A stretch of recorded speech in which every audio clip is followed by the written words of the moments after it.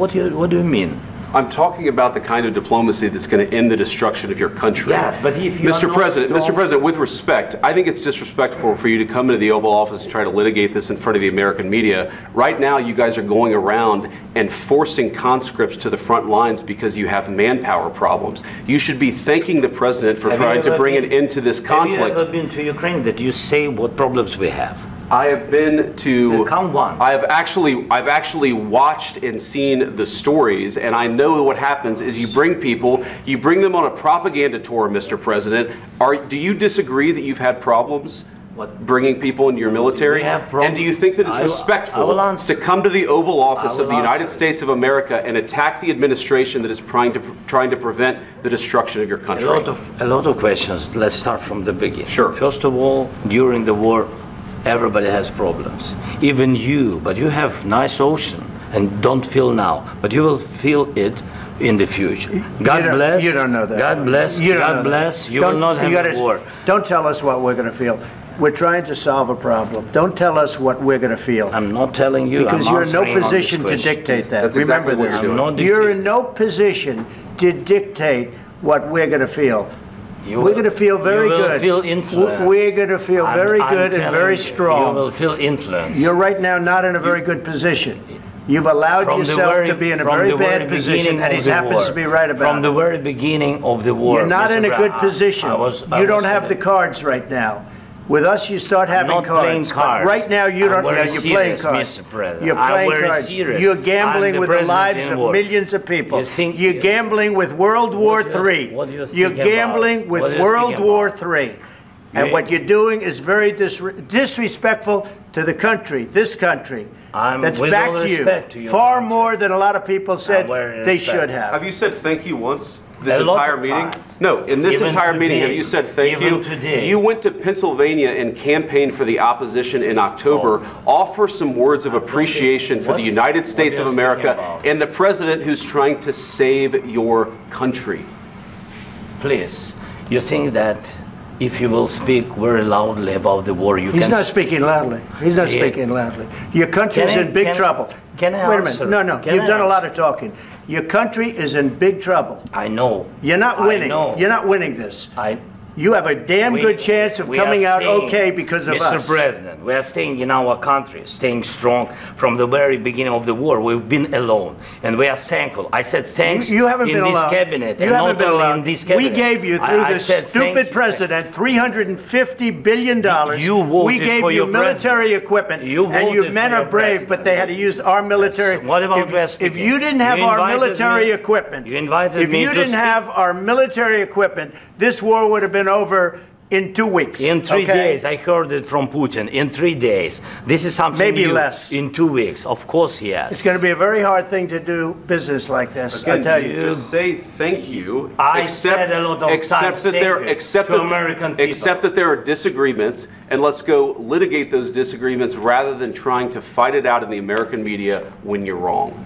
We know that you're wrong. But you see, I think it's good for the American people to see what's going on. I understand, sir. I think it's very important. That's why I kept this going so long. You have to be thankful.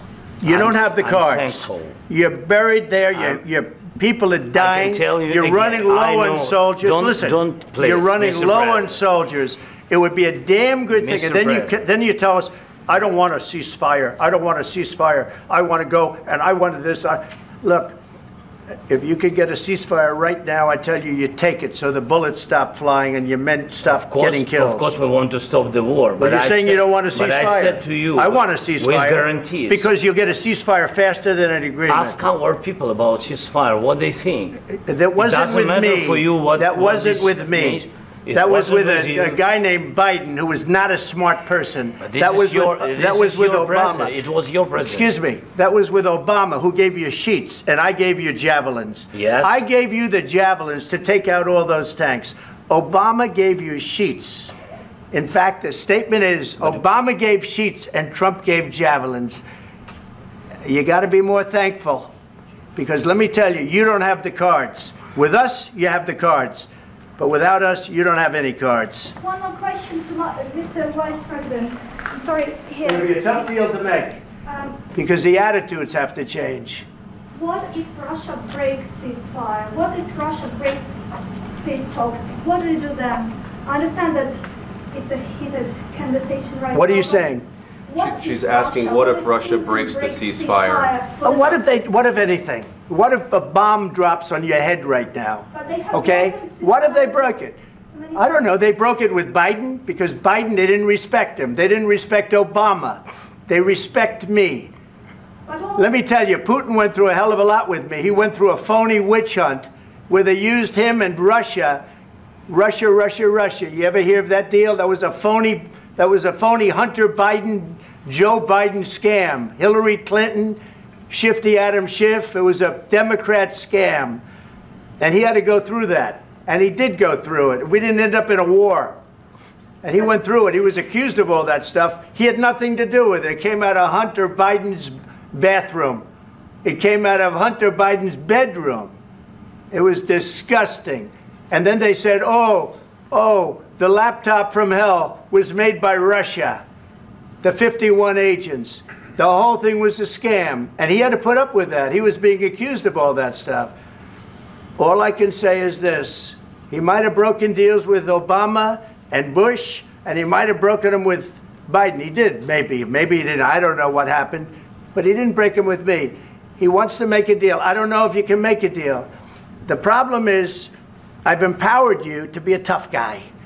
And I don't think you'd be a tough guy without the United States. And your people are very brave.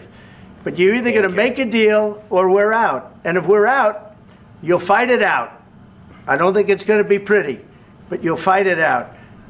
But you don't have the cards. But once we sign that deal, you're in a much better position. But you're not acting at all thankful. And that's not a nice thing. I'll be honest, that's not a nice thing. All right, I think we've seen enough. What do you think? Huh? This is going to be great television, I will say that. All right, we'll see what we can do about putting it together.